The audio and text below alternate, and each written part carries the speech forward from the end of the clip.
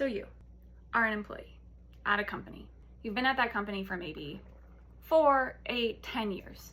You have a boss, and that boss is a boss, and that boss has a boss.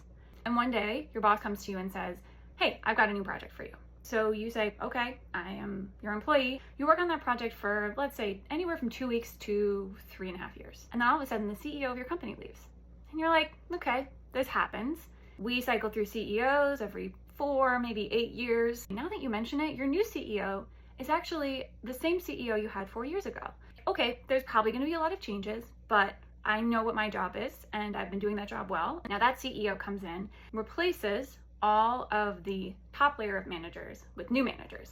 Now, in order to do this, that CEO has to sort of get approval from the board, and the board is like, yeah, that makes sense. You got to fill the place with your own people. Those managers, oh my God, my stomach is growling so loud right now. That manager comes to you and says, hey, you know that project you were working on for a few years when the other CEO was in charge?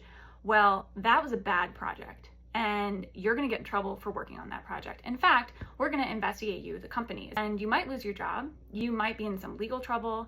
This is essentially what's happening at the Justice Department, which is the federal government's law enforcement arm. It is part of the executive branch. The Justice Department's role is to ensure that federal laws are followed and investigate and charge people for violating federal law.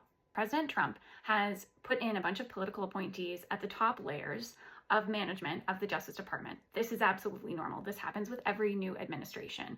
What's not normal here is that all of these appointees thus far have been former defense attorneys for President Trump or worked on his campaign. And in almost all of these cases, they represented him when he was charged with alleged federal crimes or alleged state crimes, meaning that the Justice Department investigated him for alleged violations of federal law, and these lawyers represented him in that court. Now, they are the ones in charge of the Justice Department. Many of these career civil servants who were assigned these investigations by their bosses are now being fired, forced out, or investigated for doing their job.